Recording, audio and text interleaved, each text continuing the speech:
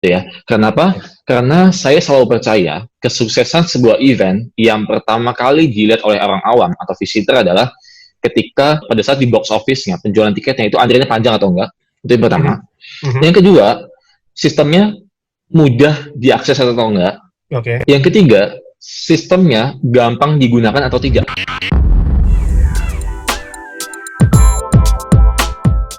Halo semua, kita ketemu lagi di PR Talk by We Are PR.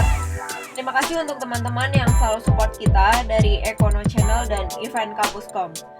Selalu seru seperti PR Talk sebelumnya. Kali ini kita akan membahas tentang bagaimana vendor berbasis IT dapat mensupport kebutuhan penyelenggara event di masa yang akan datang dengan kondisi new normal. Oke, nggak usah lama-lama lagi, kita mulai aja podcastnya. Halo YouTube, halo podcast, halo Instagram. Kita balik lagi di PR Talk dari We Are PR. Di sesi kita hari ini, gue menggunakan beberapa alat baru. Jadi buat PR people yang sering mendengarkan podcast kita, mungkin sebelum-sebelumnya suaranya agak geresak-geresak ya, karena kita masih pakai headset. Tapi sekarang ada alat baru, kita pakai dari TUF Studio, baik dari sound card-nya maupun mikrofonnya. Ini BM800. Terus untuk headsetnya ini gue disupport oleh Logitech. Oke, soalnya waktu itu kita ada bantu-bantu event Indonesia Comic Con di segmen gaming turnamen dan ada hadiah dari penyelenggaranya, kita dapat dari Logitech. Jadi thank you Logitech untuk headsetnya, masih pakai sampai sekarang. Ya, di sesi PR Talk kita hari ini, kita akan bahas tentang when bad ideas turns into something great. Jadi bagaimana ketika ide-ide yang gila mungkin nyerempet buruk atau bodoh, tapi sebenarnya ketika kita aplikasikan sekarang di momen yang tepat, ini bisa menjadi ide yang sangat amat membantu. Apalagi kita tahu sekarang ada PSBB yang mulai dilonggarkan, terus kemungkinan besar masih di industri event. Industri event ini akan bergerak maju dan akan mulai kembali lagi di industrinya, tapi tetap ada protokol-protokol yang harus diperhatikan, terutama terkait dengan penggunaan teknologi. Nah, teknologi apa sih yang kira-kira bisa menjaga kualitas event tersebut, tapi tidak melupakan tetap menjaga keamanan, kesehatan, serta tidak membuat indikasi baru atau merembaknya COVID-19 di event tersebut. Nah, bersama dengan gue, di sini sudah hadir teman lama yang sangat suportif. Gue perkenalkan dulu, untuk teman gue ini namanya adalah Chandra Ruswidiawan. So, Chandra Ruswidiawan ini dulu sempat ketemu dengan gue dari Panorama Group atau bisa dibilang Read Panorama Exhibition. Waktu itu kita ada kerja di sebuah perusahaan event. Nah, yang menarik dari Chandra ini memang Chandra sangat banyak kontribusinya baik di dalam komunitas. Dia juga tergabung dalam Ikatan Putra Putri Bahari Indonesia dan saat ini Chandra sudah menjadi tim leader dari event operation. Siapa yang nggak kenal Book My Show? Jadi Book My Show itu adalah sistem, mostly sistem ticketing dan juga reservation untuk queuing line atau untuk penjualan tiket, baik onsite maupun online. Nanti mungkin Chandra bisa jelasin lebih dalam tentang Book My Show itu sendiri. Tapi yang menarik dan ingin gue cari tahu adalah bagaimana peran serta vendor, khususnya untuk vendor-vendor berbasis teknologi untuk mendukung event, di mana event sebentar lagi akan berjalan. Kalau Asprapi targetnya bulan Agustus akan ada event percontohan secara onsite, secara fisik, yang akan ditinjau oleh kementerian di Indonesia, baik dari sisi Kementerian Kesehatan, Perdagangan maupun Pariwisata. Dan apabila memungkinkan bahwa bulan Agustus sudah ada protap atau protokol tetap, maka event akan bisa berjalan, so pastinya semua pengusaha atau semua event management akan segera eksekusi paling lambat di akhir tahun sampai dengan tahun depan. Jadi di sini gue akan kulik-kulik dari sisi vendor karena banyak banget narasumber sebelumnya, narasumber PR Talk yang sudah bertanya, kami siap, tapi apakah vendor-vendor juga sudah siap dengan inovasi terbaru untuk dijalankan selama fase setelah COVID-19. So, when bad ideas turns into something great is start. So Chandra, welcome to PR Talk. Halo. Wow, keren. Sudah lama nggak ketemu ya? Yes, sudah lama ini kayaknya makin kayak militer nih potongan rambutnya. Iya, new normal kan new spirit lah. Iya. New look, new spirit, new normal. Everything is new. Keren, makin ganteng, makin makin berwibawa, makin apa ya? Enggak lah. Cemerlang nih kayak karirnya. Chan, mungkin sebelum kita masuk ke Yes. topik, bisa diceritain dulu sekarang Ya. karirnya sebagai apa, terus menariknya di karir lu ini apa, Chan? Oke, jadi gua ini memang kuliahnya di konsentrasi MAIS, jurusan MAIS. Jadi memang gua tuh fokusnya di MAIS banget. Mulai dari magang, start kerja gua dan segala macam tuh dari IO memang. Benar-benar Oke. secara operasional IO. Tapi di tahun 2019 akhir ini gua di hijack lah ceritanya sama vendor Oke. gua, Book My Show. Ya. Gitu ya. Book My Show ini ya, teman-teman mungkin bisa tahu, udah tahu juga malah mungkin. Book My Show itu adalah perusahaan yang menyediakan ticketing system, registration system, reservation system, dan sebagainya untuk berbagai macam event, jenis event. Ya. Exhibition, conference, music concert, pertandingan sepak bola misalnya, semuanya kita bisa. Gitu ya. Jadi sebenarnya menariknya di sini saya lebih belajar tentang bagaimana sih sebenarnya sistem atau teknologi yang digunakan untuk mendukung suatu event berjalan, gitu ya. Kenapa? Karena saya selalu percaya kesuksesan sebuah event yang pertama kali dilihat oleh orang awam atau visitor adalah ketika pada saat di box office-nya, penjualan tiketnya itu antriannya panjang atau enggak, itu yang pertama. Yang kedua, sistemnya mudah diakses atau enggak. Oke. Yang ketiga, sistemnya gampang digunakan atau tidak. Nggak semua orang, nggak semua pengunjung, nggak semua penonton ngerti IT. Nggak semua pengunjung, semua penonton melek akan teknologi, gitu kan. Gimana caranya kita menyediakan sebuah sistem yang tentunya nyaman mereka gunakan. Kayak mereka berpikir bahwa, oh, konser musik ini pakai Book My Show. Ini enak banget nih, gue langsung gampang akses segala macam. Itu yang dipelajari. Jadi fokusnya adalah sebenarnya event itu nggak keseluruhan hanyalah konten. Tapi di sini ada kaki-kakinya, gitu ya. Kalau yang music concert bisa dibilang mungkin panggungnya nih, dekorasi panggungnya oke nggak ya, riggingnya kuat atau nggak ya, gitu ya. Terus yang kedua misalnya ternyata dari sistem gua, teknologi gua, oh oke juga nih. Pada saat masuk, scan-scannya jalan semua. Kurang lebih kayak gitulah. Di sini banyak yang gua pelajari bagaimana event sebagai event organizer kita harus mengerti bukan hanya dari operasionalnya, tapi lebih ke bagaimana sistem yang akan kita gunakan selama event berlangsung. Itu sih menurut gua. Oke, nah ini yang menarik karena kalau dari sisi visitor, kebanyakan dari sisi visitor kadang suka maki-maki atau kadang suka kesel ketika dia disuguhkan dengan sistem registrasi yang berbelit-belit.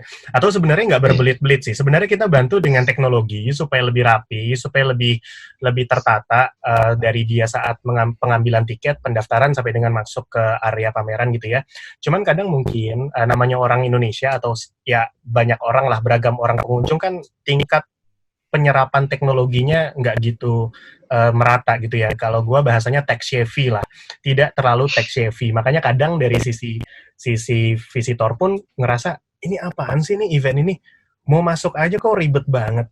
Kok mau masuk aja pakai gelang? Mau belanja aja gelangnya mesti ada RFID supaya dia ada cashless payment dan lain sebagainya. Nah, that's why kenapa gue angkat di sini topiknya atau temanya adalah when bad ideas turns into something great. Karena kadang kita sebagai visitor, kita suka merasa ini idenya jelek banget nih, karena kita merasa tidak efektif. Tapi kalau misalkan teman-teman PR people, khususnya teman-teman yang bergerak di event marketing dan juga di public relations, setelah ini kita harus paham kalau industri itu changing. Pemain bisnisnya pun changing, apalagi visitornya. Habits, it's change. Kebiasaannya berubah. Mungkin dulu yang namanya pameran, kita senang dengan situasi yang beramai-ramai, terus pihak penyelenggara tuh happy kalau antriannya tuh sampai mengular gitu ya, terus antriannya panjang, crowded banget, mungkin mereka tuh happy. Tapi perlu diketahui sekarang mungkin akan berubah ketika visitor melihat hal-hal seperti itu, mungkin mereka udah antipati, bukannya mereka malah seneng dengan melihat hal-hal seperti itu, amazed hal-hal seperti itu, malah mereka tuh terkesan kayak takut melihat hal-hal seperti itu. Apalagi dengan adanya transaksi cash di dalam event tersebut. Kalau kita dengar berita atau lihat berita beberapa minggu lalu di pasar atau di beberapa swalayan ada transaksi uang yang menyebabkan penyebaran COVID-19. Nah, mungkin ini akan menjadi pertimbangan baru ke pengusaha event atau penyelenggara dan juga visitor tentunya terkait dengan cashless environment di dalam sebuah event. Nah, melihat fenomena-fenomena tersebut, tadi Chandra udah kasih tahu nih, Bro Chandra di Book My Show fokus banget tuh tentang event management, gak cuma dari sisi konten, kalau konten biar dipikirkan oleh penyelenggara. Tapi di sini dari sisi operation biar diserahkan ke vendor-vendor, salah satunya Book My Show. Nah, dari fenomena yang tadi gue sebutkan, kira-kira dari Book My Show ada antisipasi apa nih buat kedepannya ketika event ini sudah bisa dimulai kembali dan tentunya pandangan visitor akan sedikit banyak berbeda. Oke, balik lagi kita ngomongin soal tadi sempat Tio sebutin bahwa cashless. Jadi sekarang nih event-event ini kayaknya akan jadi happening banget ketika di dalamnya segala transaksi menggunakan cashless. Ya. Dan ini jarang banget. Dari event-event yang tangani sama Book My Show itu hanya bisa dihitung pakai jari bahwa mereka mengadakan cashless. Pertimbangannya apa sih?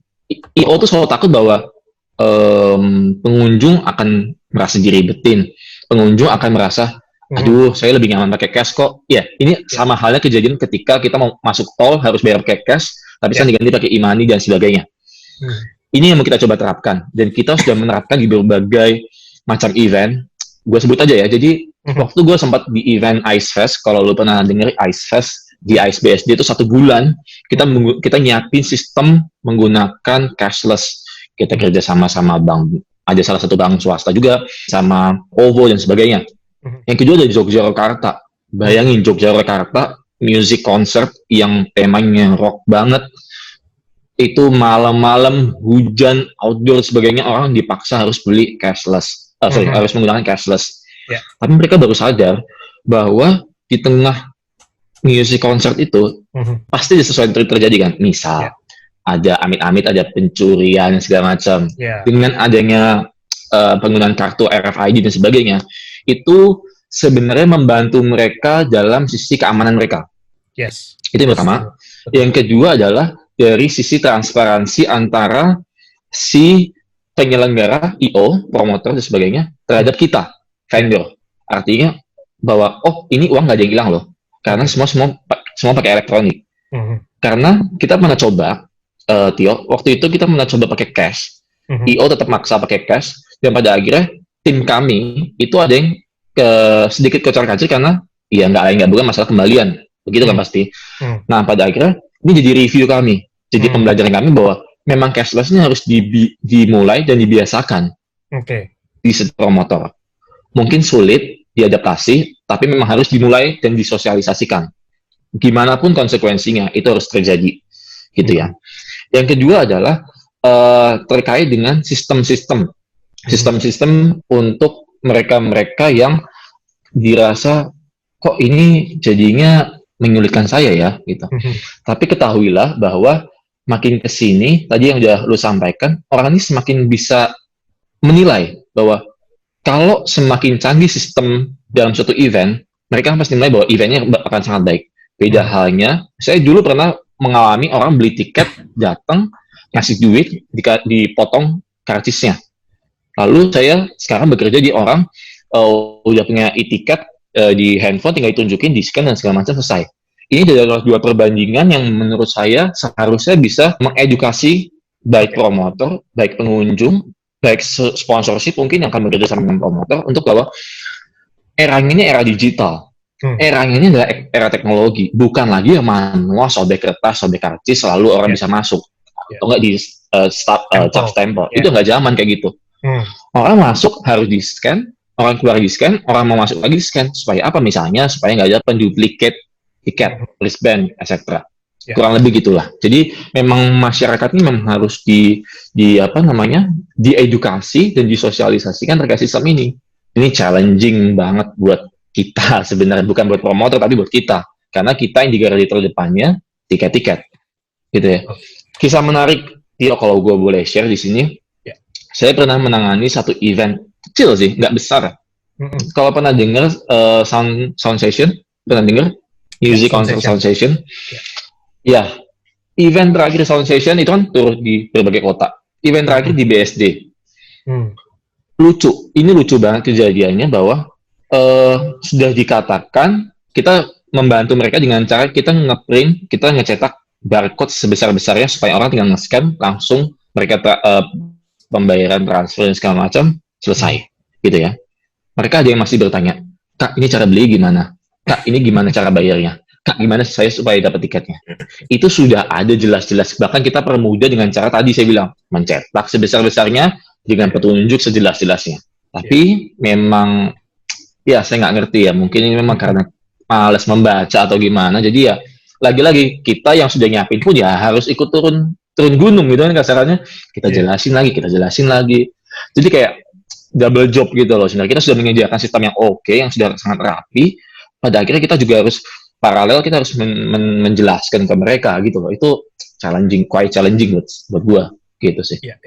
Benar-benar. Mungkin gue cuma mau tambahin sedikit untuk cerita yang Chandra sampaikan itu terjadi juga di beberapa event yang sempat kita jalanin bareng di Panorama. Khususnya waktu itu gue pegang industri logistik, transportasi, dan maritim.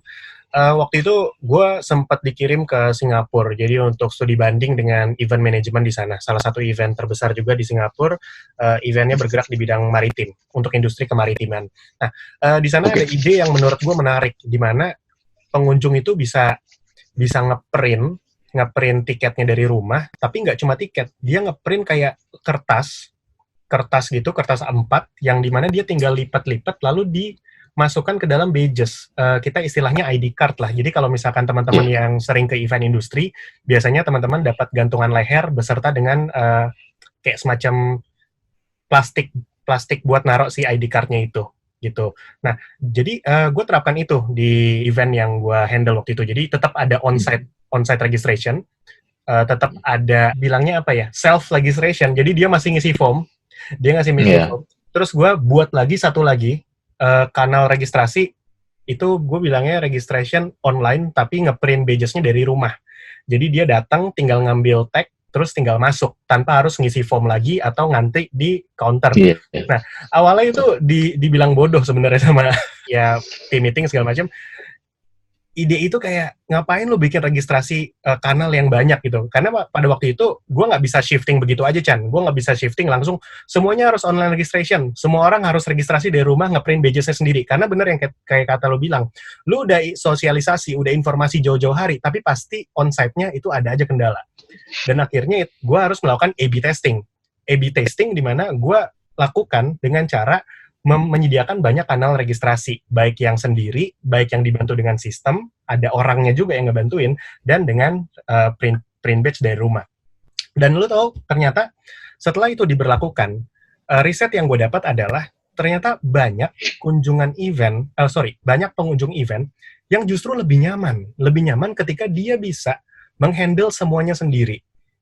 Daftar secara online, ngeprint dari rumah, kertasnya pun pakai kertasnya dia, terus dilipat, pas datang ke acara, dia nggak harus ngantri, dia tinggal ngambil badges-nya, dia tinggal taruh dan masuk.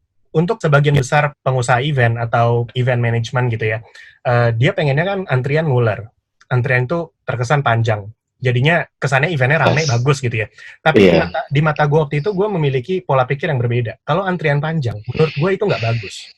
Antrian yang terlalu panjang itu membuktikan event manajemennya nggak qualified di titik awal pada saat menghandle peserta. Makanya gue push ide di mana orang-orang tuh bisa registrasi dari rumah dan tinggal langsung masuk. Jadi nggak ada antrian, langsung flow-nya flow in. Dan setelah survei itu dibagikan ke beberapa visitor, kita ada tim survei, terus feedback-nya masuk ke gue sebagai marketing, waktu itu gue ngolah datanya, dan benar, 50% dari survei menandakan kenaikan satisfaction dari sisi registration. Kenapa? Kenapa gue highlight registration? Karena 4 tahun gue jalanin event yang sama, registration itu selalu menjadi satisfaction basis yang paling rendah. Di event manapun gue rasa, di event manapun, event kecil, event besar, kalau registration itu sucks, registrationnya payah, pasti keseluruhan eventnya itu dinilai berantakan. Padahal itu cuma mereka satu jangan peduli konten ya. Yes, itu cuma satu part di awal registration. So, for me as a event management, registration important. Kenapa itu kayak garda terdepan sebelum orangnya nikmatin konten, dia nikmatin layanan lu yang paling awal. That's why itu yang paling penting. Yang paling penting nggak ada ide bodoh. Yang ada adalah implementasi yang salah. Nah, sekarang kita berpikir maju ketika kita sudah tahu orang-orang sudah memiliki behavior yang berbeda, cara pandangnya pun berbeda. Mau nggak mau, sekarang orang-orang udah bukan berpikir ini ribet, itu nggak ribet. Bukan berpikir kayak gitu, tapi lebih concern terhadap dirinya sendiri. Apakah ketika gue berkunjung ke event, mau ngantri panjang-panjang, terus apalagi ya, misalkan ada pada pembatasan gitu ya, mau nggak sih ngantri panjang, terus dijarakin 2 meter? Jangan-jangan kayak antrian event-event lifestyle, jadi 2 kilometer tuh ngantrinya, karena dikasih jarak-jarak. Nah, berarti kan dari sisi garda terdepan ini harus ada fast, semacam kayak tindakan cepat gitu kan.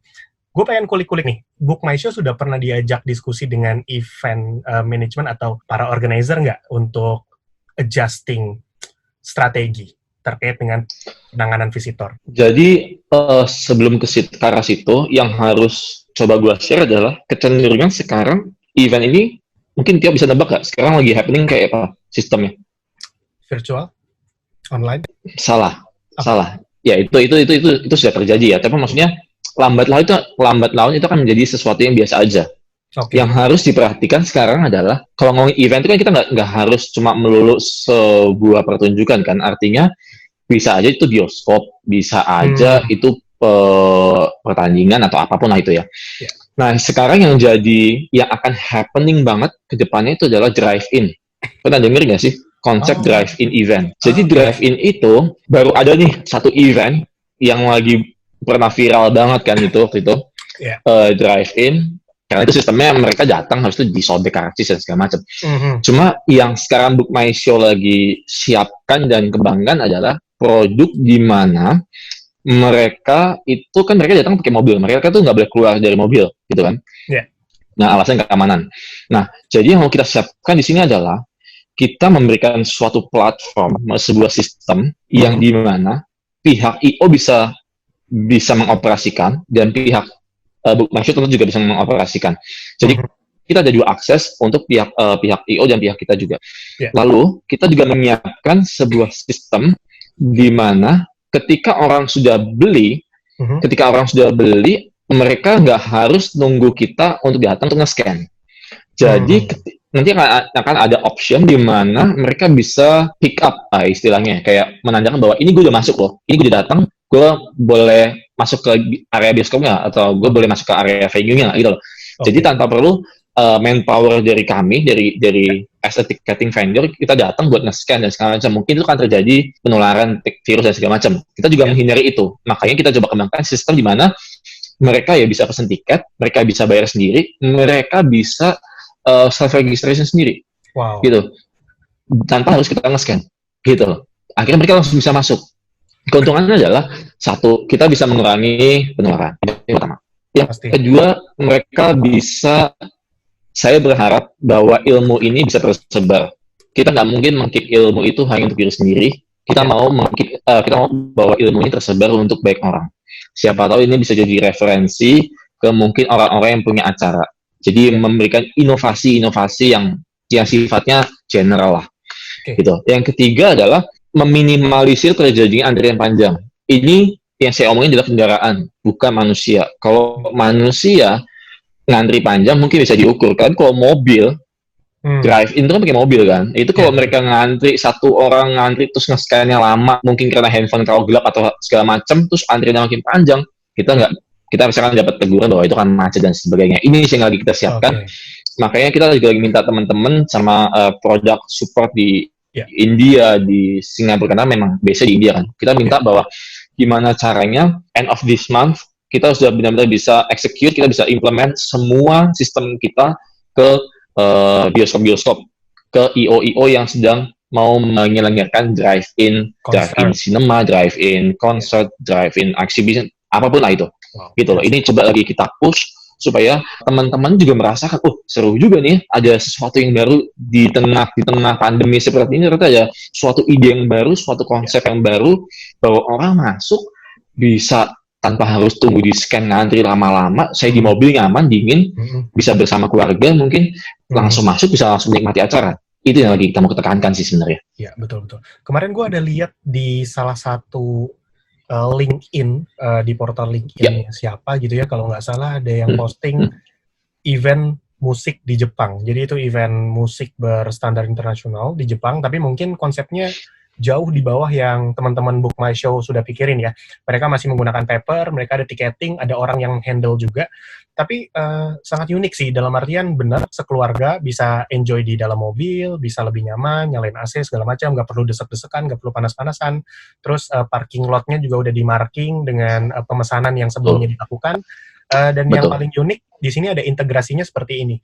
Dulu kita mungkin masih berpikiran event itu less contact machine to machine. Pada saat industri 4.0 masuk, teman-teman event organizer yang gue tahu ya, yang gue kenal itu berpikiran, waduh ini nggak mungkin nih event masuk ke industri 4.0 karena kita people to people interaction. But now everyone is wrong. Di video yang gue lihat, konser musik yang di panggung didengarkannya di dalam mobil melalui saluran radio. Jadi event organizer tersebut kerjasama sama salah satu saluran radio untuk membuat bagaimana orang-orang yang ada di dalam mobil, dia tetap bisa menikmati suaranya, kualitas suara yang baik melalui radio head yang ada di mobil tersebut, tapi ambience-nya, environment event-nya tetap bisa disaksikan dari layar depan mobil mereka, langsung dong ngelihat stadion yang gede seperti itu. Jadi di sini kita bisa lihat kalau event sekarang, betul kata Chandra, tadi gue salah, gue kira virtual event, yes, karena sekarang lagi happening banget virtual event, but after this is drive-in event. Dimana di drive-in event itu lebih berkurang lagi interaksi people to people-nya. Sekarang event bisa menerapkan 4.0 industry, when machine communicate with machine. That's a nice idea. Kalau kita ngomongin bicara tentang vendor, vendor ini adalah pihak pendukung, gitu ya. Harus diperjelas bahwa vendor itu bukanlah pemain utama. Vendor ini adalah pemain pendukung, gitu ya. Jadi semua yang kita lakukan adalah based on request. Oke. Mereka mau ini, mereka mau itu. Saya harus ulangin lagi soal cashless. Cashless itu bukan ide kita sebenarnya, tapi kita belajar dari India. Di India itu sudah menerapkan, mungkin tiap pertandingan olahraga kriket di India itu mereka menggunakan cashless. Jadi kalau mereka di tengah pertandingan mau beli makan, minum dan sebagainya, mereka menggunakan cashless. Yeah. Saya ingat betul bahwa CEO-nya di India bilang bahwa ini cukup berbahaya kalau dibawa ke Indonesia atau apalagi di ranah ASEAN. Kenapa? Karena orangnya cenderung untuk nggak bisa menerima. Yeah. Tapi pada akhirnya entah kenapa tiba-tiba beberapa bulan kemudian CEO yang berbeda datang dengan bilang bahwa saya pernah dengar bahwa perusahaan Anda menyediakan service cashless payment. Yeah. Dan pada akhirnya kita berpikir bahwa itu kita masih belum perfect ya, mencapai perfect aja belum. Jadi masih benar-benar ya udah seadanya gitu. Nah setelah ada request kayak gitu, itu kita sadar bahwa ini lama-lama akan jadi dibutuhkan sama kebanyakan IO. Akhirnya kita kembangkan di situ. Kembangkan, akhirnya jadilah added value kita. Ketika kita datang, ketika kita presentasi ke setiap IO atau promotor, gitu ya. Nah, balik lagi, sebenarnya apa sih yang mau kita siapkan? Yang kita mau siapkan adalah depends on what promoter requested. Jadi kalau misalnya promotor bilang saya mau drive-in, oke, saya siapkan sistem drive-in. Saya mau, misalnya, saja pertandingan bola, dia bilang, saya mau nanti semua, nggak usah pakai wristband, semua beli lewat handphone masing-masing, langsung boleh masuk. Gimana caranya? Tapi data harus ada masuk, supaya kuota tetap terjaga. Itu kita siapin, event manajernya, gate entry-nya, event gate-nya, dan segala macam itu kita siapkan di situ. Lalu misalnya pertandingan basket, saya nggak mau ya kalau antriannya panjang, saya gimana caranya ketika orang mau di-scan masuk, antrian langsung mengular gitu aja. Problemnya adalah sinyal bisa dipastikan di setiap venue, nggak bisa. Itu permasalahan dimanapun negaranya, kalau urusan stadion itu pasti sinyal yang dipertanyakan, stabil atau enggaknya. Betul. Ketika nggak stabil, kita harus memikirkan plan B kita. Kita harus punya sistem yang dimana nggak bergantung sama internet, tapi mereka dapat update datanya. Gimana caranya harus diotak-atik, ini yang kita siapkan. Dan ini yang lagi kita terapkan untuk pertandingan U20 di Surabaya kalau nggak salah. Itu Jawa Timur. Itu lagi kita siapkan. U20 ya? Wih, keren banget. Iya. Tapi kan nggak tahu nih masih, ya, postpone atau nggak tahu lah ya. Menarik juga. Itulah, itu sih kurang lebih artinya yang mau saya sampaikan di sini adalah kita sebagai pemain pendukung adalah selalu mendukung apa yang pemain utama butuhkan. Ya. Jadi kalau ditanya apa sih yang pemain pendukung lakukan atau kreasikan? Oh, kita sesuai dengan apa yang pemain utama minta di sini. Ya. Kalau pemain utama mintanya butuh A, B, C, D, oke, kita akan provide A, B, C, D, E sesuai apa yang kalian butuhkan. Itu sih sebenarnya.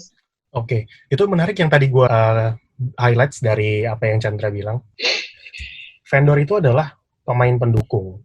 Bukan berarti pemain pendukung itu harus menjadi tolak ukur kesuksesan sebuah event atau sebuah acara yang dibuat oleh promotor. Yang menjadi poin kesuksesan dari sebuah acara itu adalah promotornya sendiri, penyelenggara event sendiri. Maka dari itu penyelenggara event jangan mati ide gitu loh. Jangan berhenti berkreativitas.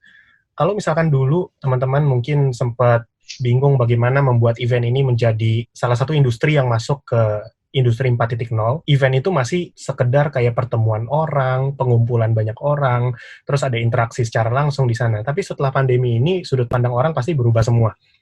Ada event yang namanya event online, event virtual, yang less contact.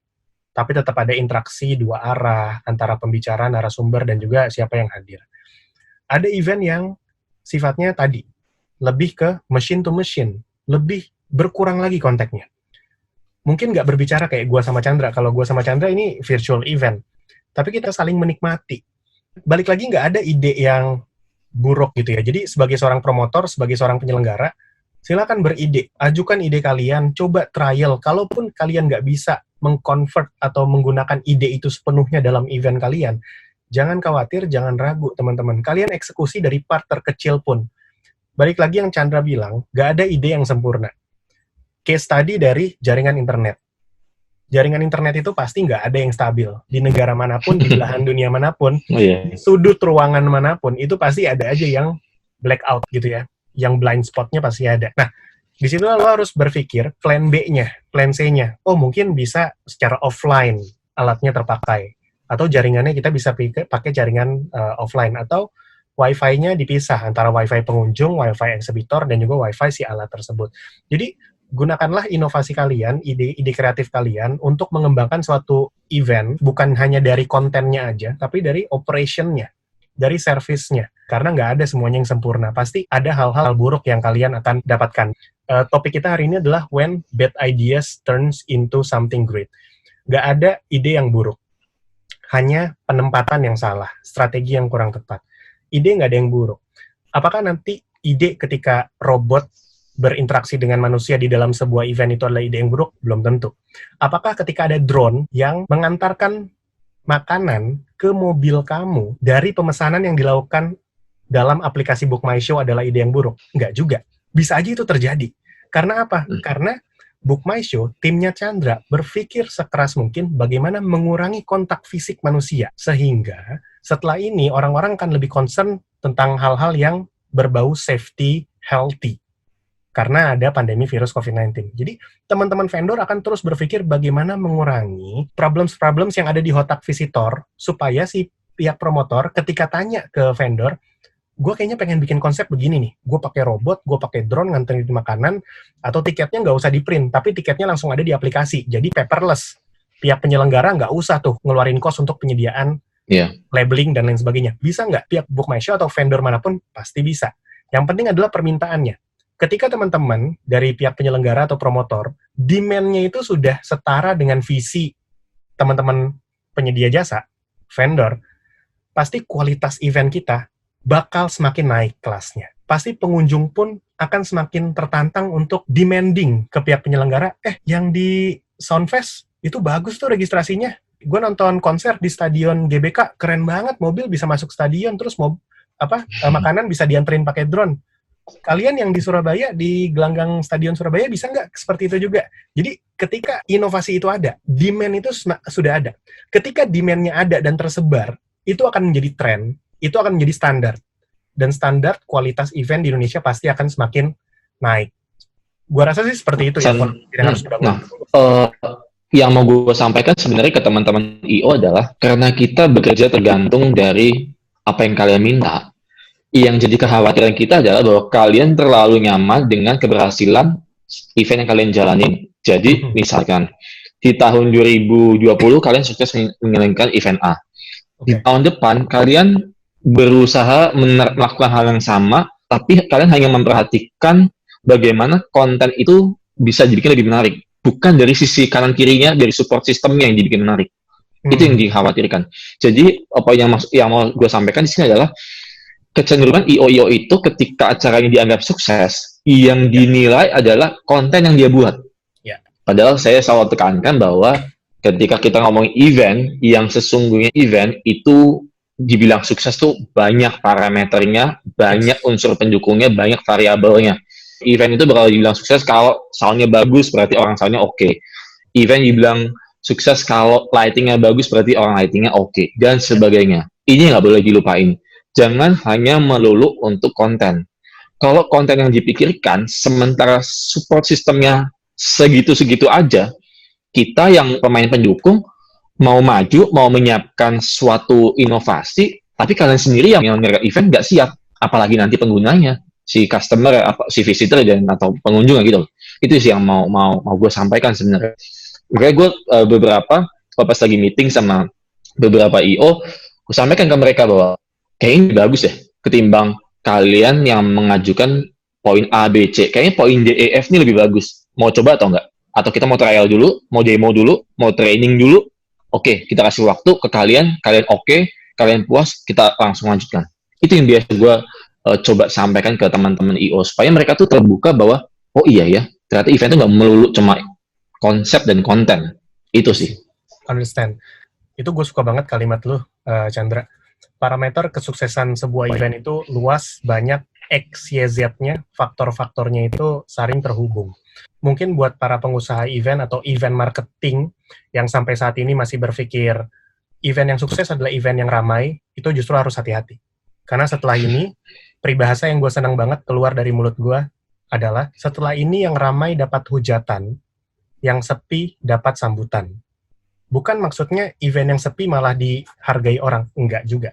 Maksudnya sepi adalah ketika sekarang orang beramai-ramai takut nih karena penyebaran COVID, berarti nanti orang concernnya kalau eventnya terlalu ramai, terlalu crowded, nggak bisa di-manage dengan baik dari sisi operasionalnya, dari sisi sistemnya, publik akan memberikan komentar negatif. Dan impact-nya adalah publikasi dari event kalian, bukannya maksudnya ingin menjadi baik, tapi malah mendapat kecaman dari media sosial atau pandangan publik.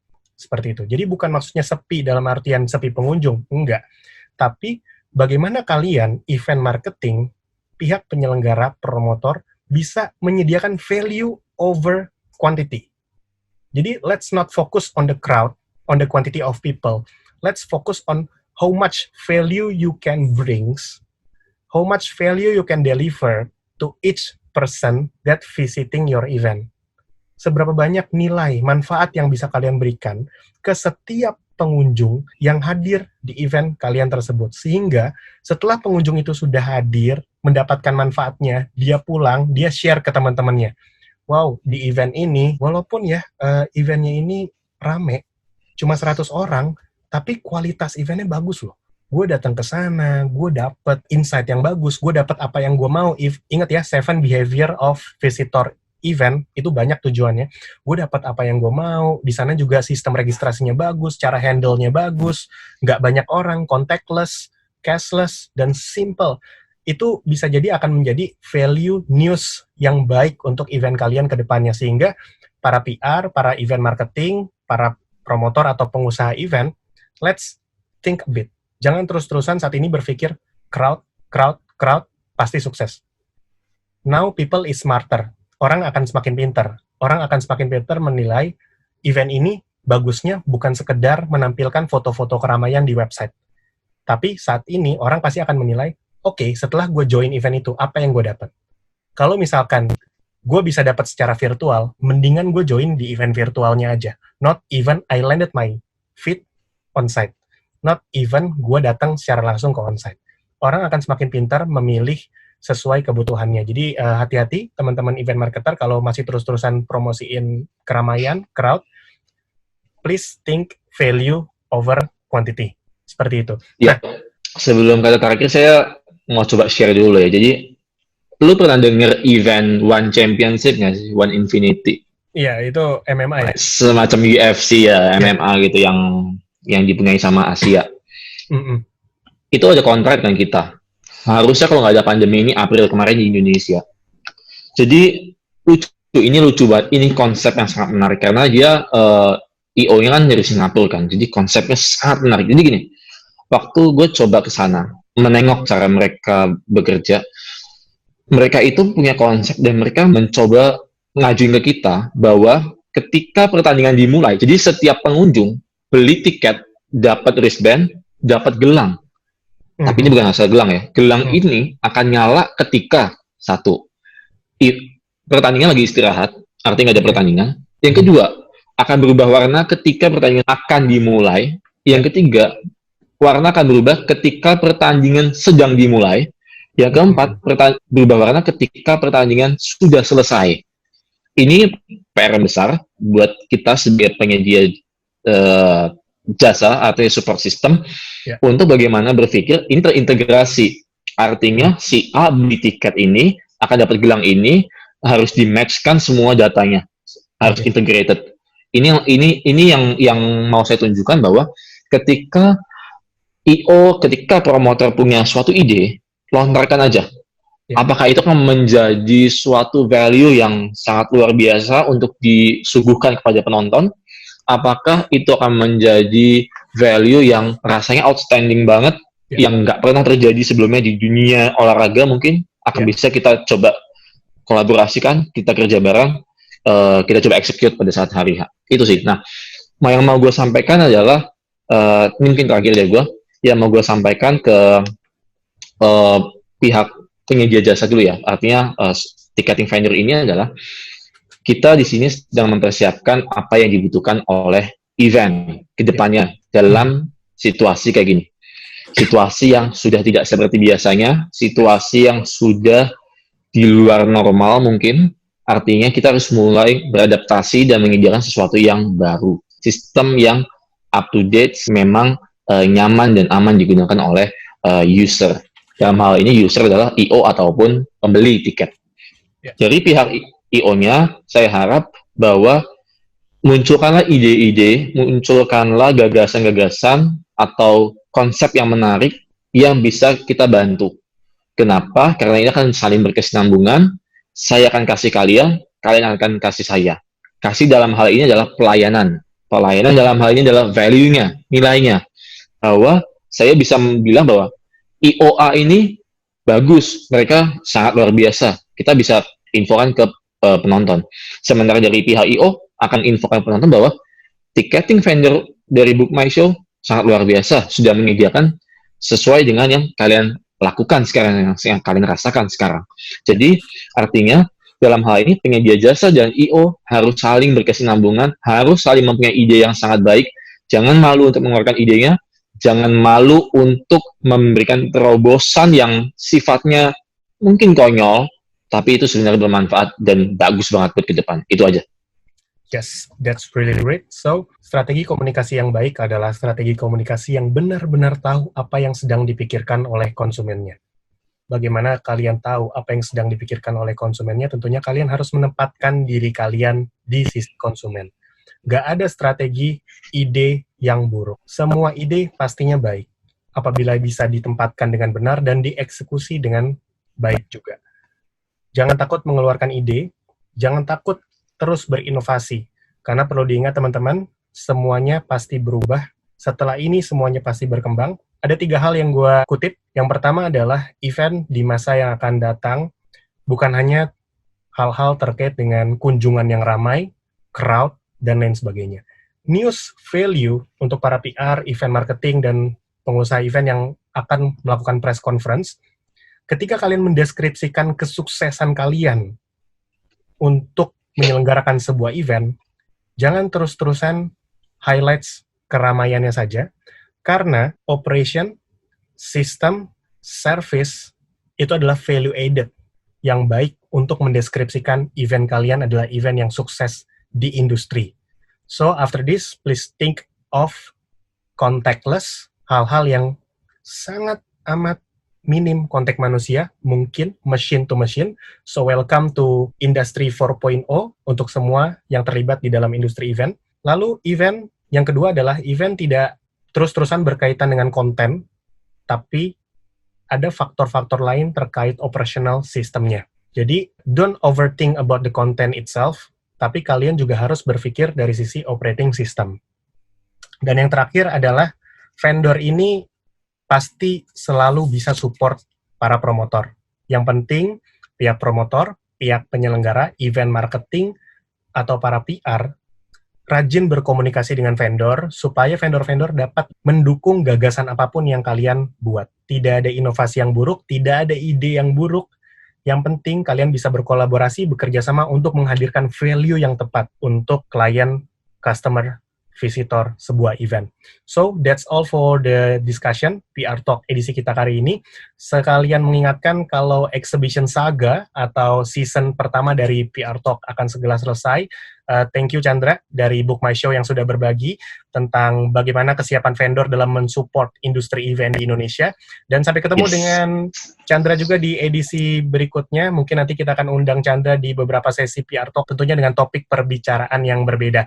So for today, PR Talk edisi How Bad Ideas Turns into Something Great is wrapped up. See you on the next PR Talks discussion. Bye. Bye-bye. Thank you. Sekian PR Talk kita hari ini. Thank you banget untuk semua yang udah ikutan. Ada quiz nih, DM kita di Instagram @weareprnetwork tentang hal yang paling menarik di episode kali ini. Untuk pendengar yang beruntung akan mendapat hadiah menarik dari WeArePR. See you!